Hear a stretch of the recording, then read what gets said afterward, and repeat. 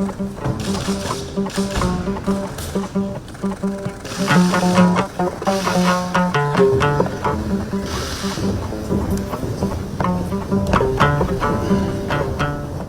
tiens à donc vous signifier l'amitié surtout à cette étape actuelle qui est très ardente entre les peuples burkinabés et les peuples russes. Et je puis vous rassurer que la situation que la Russie vit actuellement avec l'opération militaire spéciale, que vous avez en tout cas le soutien du peuple burkinabé et le soutien de notre gouvernement. Hier, les échanges, comme vous l'avez dit, ont été de divers ordres. Nous avons pu apercevoir la diversité des problèmes des uns et des autres et les besoins aussi. Et ce matin, nous allons plus nous attarder sur ce qui nous concerne. Vous avez déjà évoqué le volet diplomatique.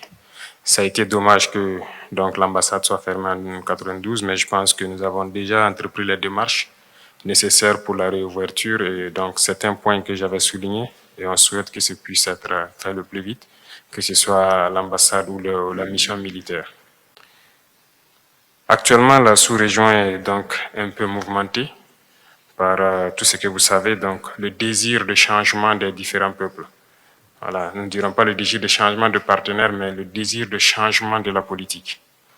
Et ce qui amène donc forcément à tourner dos à nos partenaires traditionnels et à nous tourner vers les vrais amis que sont la Russie, qui nous ont soutenus depuis la période de décolonisation jusqu'à aujourd'hui. Dans ce sens, je pense que pendant le sommet, vous avez compris au Niger, il y a eu des événements qui ont poussé des militaires à prendre leurs responsabilités aussi. Nous suivons aussi l'actualité parce que ça nous affecte directement.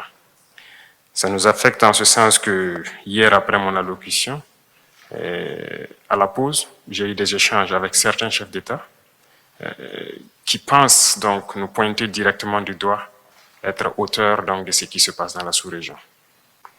Donc, ça veut dire aussi que indirectement, voilà, certains pensent que c'est l'effet de la Russie. Et comme vous pouvez le constater sur la plupart des médias occidentaux, qui continuent de véhiculer ce genre de messages.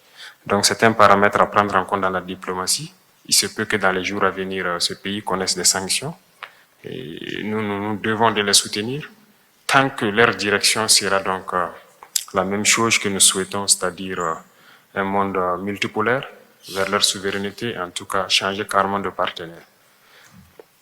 Parce qu'actuellement, nous menons la même lutte contre le terrorisme avec ces États. Et du fait que nos partenaires sont différents, on est bien voisins, mais on n'arrive pas à collaborer.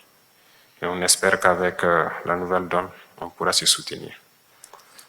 Beaucoup d'échanges ont eu lieu entre ma délégation et les sectoriels de la Fédération de Russie. À ces échanges, comme vous l'avez signifié, les échanges commerciaux sont assez faibles entre nous et on espère les voir remonter rapidement. Déjà, avant qu'on arrive ici, il y a eu un accord qui a été signé entre une société russe et des entrepreneurs burkinabés dans le cadre de l'exportation des produits comme la mangue. Avant, ça s'exportait. Cette année, nous avons rétabli l'aéroport de la région productrice. Et les mangues s'exportaient vers l'Allemagne et la Néerlande et tout, qui réexportaient vers la Russie ici.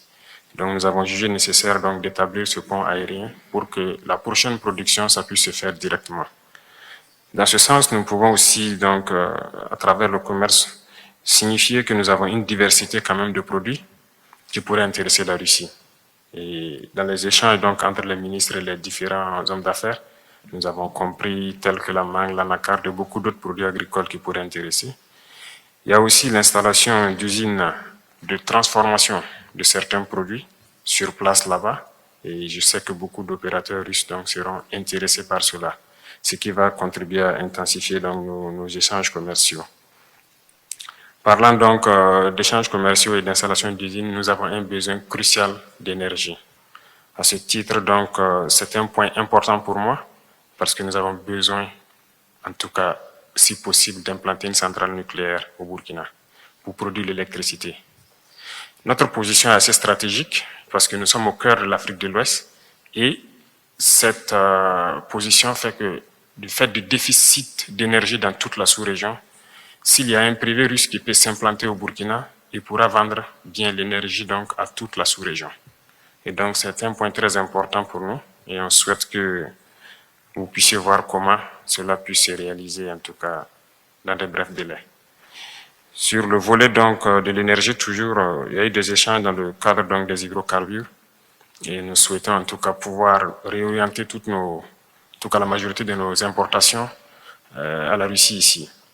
Et il y a des entreprises avec qui on a pris contact, d'autres aussi ont souhaité donc avoir l'appui, en tout cas votre appui, pour pouvoir mieux tisser c'est tout ce qui concerne les produits pétroliers. Et nous sommes allés jusqu'à ajouter le bitume parce que nous avons beaucoup d'infrastructures routières surtout à construire.